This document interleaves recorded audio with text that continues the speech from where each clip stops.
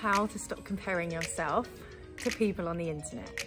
That's what we're going to talk about in today's video. How can you stop comparing yourself to other people on the internet, what they're doing, what they're up to, the success of their business, how it's growing, all of that, okay? So that's what we're going to focus on.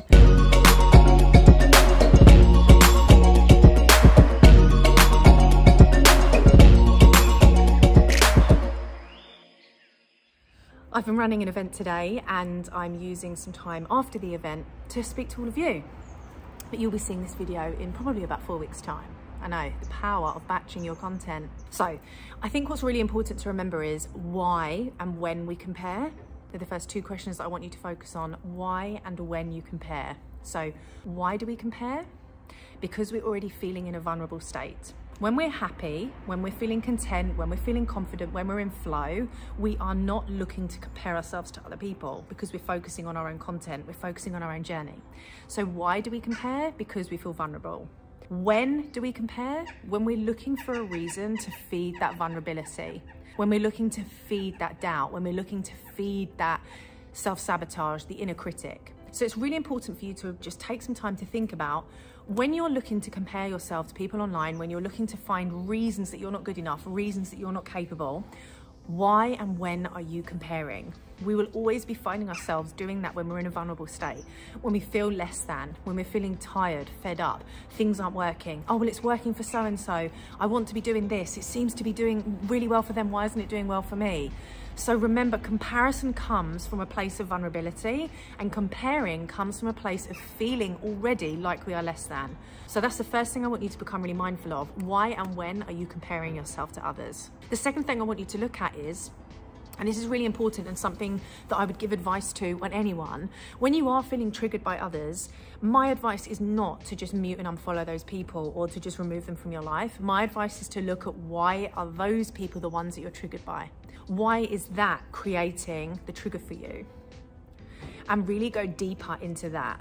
Because ultimately it's all about the inner work. It's not about what anyone else is doing. It's not about what they're achieving, their success, what's working for them, what's not working for them.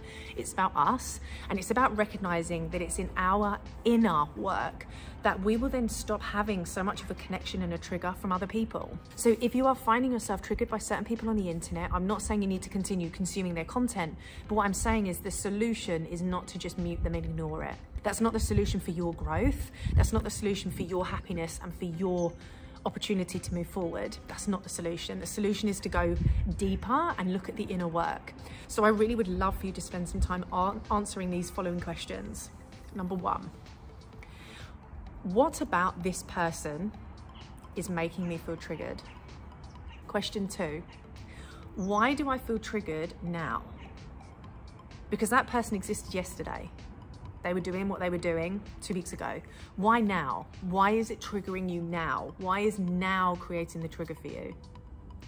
Question three, what would need to change in myself to no longer feel triggered? What would need to change in myself to no longer feel triggered? And those questions are important for a few reasons. The only reason we compare ourselves to other people on the internet and to what people are doing online is because we're feeling in a state of vulnerability. And when we're in that space of vulnerability, you have to imagine the following. I draw this out for you, but here we go. There's a line. Here is happiness, contentment, excitement, readiness. Here is feeling fed up, tired, overwhelmed, self-sabotage. And in the middle is neutral. When we are in this space, we're feeling fed up, we're feeling tired, overwhelmed. This doesn't feel good, does it? It doesn't feel good to be in that space. It doesn't feel good to feel fed up, tired, overwhelmed, frustrated, annoyed. It doesn't feel good to be there. So what our brain does is find reasons to feel good about feeling bad. See, so-and-so's doing that. See, that's happening. So we find reasons to validate us feeling that way. So that's why it's important to look at why and when we compare, because usually it's in this bracket, if anything, 99.9% of the time. When we're in this space, we feel good. We like feeling good. We want to feel more goodness. So we surround ourselves with good decisions. We're going to exercise, meet friends, socialize, spend time with people we love. It feels good. So feeling good creates good outcomes and our brain will look for more good. Feeling bad, our brain will create and find reasons that it's valid to feel bad. That's where comparison comes in. The internet and social media is what we make it. If we choose to make it a place that is a place of comparison, a place of feeling less than, that's what we will experience. But if you choose to use social media to focus on yourself, to focus on what you want to create, to focus on what you're doing, to focus on you, then that's what you will feed into. You know, it's so important to just spend time recognizing when you look at this scale, happiness, excitement, readiness, fed up, tired, where do you sit on that? And how often are you sitting over here? How often are you functioning in this space? And doing some work here, that's where the inner work needs to be done. The inner work isn't done when we feel great. The inner work needs to be done when we're not feeling at our best, because that's the place that we want to evolve from. That's the place we want to grow and learn from.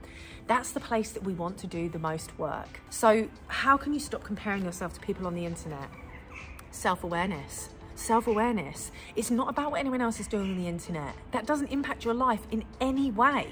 Other people and what they're doing does not impact what you can do in your life, unless you choose to spend your life looking at someone else's. And that's not helping you move forward. It's not helping you move in a direction that allows you to succeed. It's not helping you move in a direction that fills you with fun, fills you with excitement, fills you with joy. None of that is happening. Focusing on what other people are doing in their life does not focus you in the right places to move your own life forward, your own business, whatever it might be. So what we need to do is go back to the initial questions from the start of this video. Why and when am I comparing? And then when you look at the people that are triggering you, why is it triggering you now? What about this person is triggering me right now? Why do I feel triggered today? And do the inner work to become self-aware of these comparisons and these traps that you're finding yourself in. Your success is inevitable. Your success is inevitable. You can succeed in whatever you put your mind to. But are you putting your mind on your success and what's possible for you? Or are you putting your mind on what someone else is doing? Are you putting your mind on what someone else is achieving and what someone else is succeeding at? Where are you intentionally putting your mind? That's really important to remember. Where are you putting your mind? Where is your mind spending its time? In your life or in someone else's? So as I record this video, it's sunny, it's a beautiful day. I've just had a 6-hour event with my mastermind ladies who I love. We've spent a lot of time talking about this, which is, you know, really motivated me to do this video. And we spent a lot of time talking about the reasons that we don't do what we really want to do. And we've spent a lot of time talking about the things that hold us back, the things that prevent us from being our best selves, the people that prevent us from being our best selves, and looking at how we can change that. And that comes from focusing back on ourselves. And self-awareness, the recognition of what is holding us back, the recognition of why we're not achieving what we want to achieve. So I hope that this gives you a bit of an insight into where comparison really comes from for you, and really looking at this line where we're sitting, where we're functioning from, and where you're spending your time.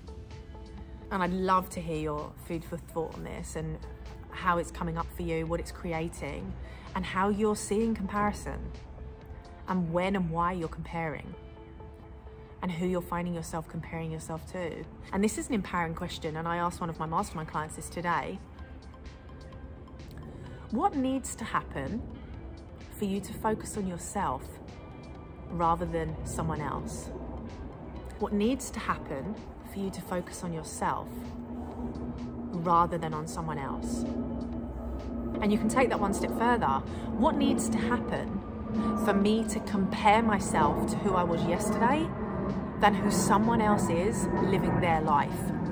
What needs to happen for me to compare what I'm doing, my pace, my success, my progress, on myself and who I was yesterday versus on what someone else is doing with theirs? What needs to change? And you do know these answers, they live inside of yourself. We just need the questions to prompt that. So spend some time looking at that, because if you are feeling less than based on social media, or you're feeling like you're not a success based on what you're seeing on social media, we need to do some work on that, and we need to change that for you, because it's not true. It's not true. Social media is not creating that. We're creating that experience for ourselves, and we need to look at why.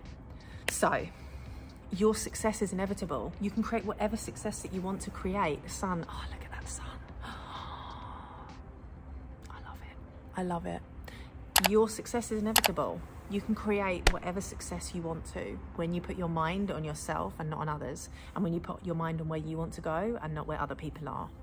I hope this has given you some food for thought, and I'm excited to see you very soon. And in the meantime, check out all the links attached to this if there's any other support I can offer you on your journey to focusing on your next level of success.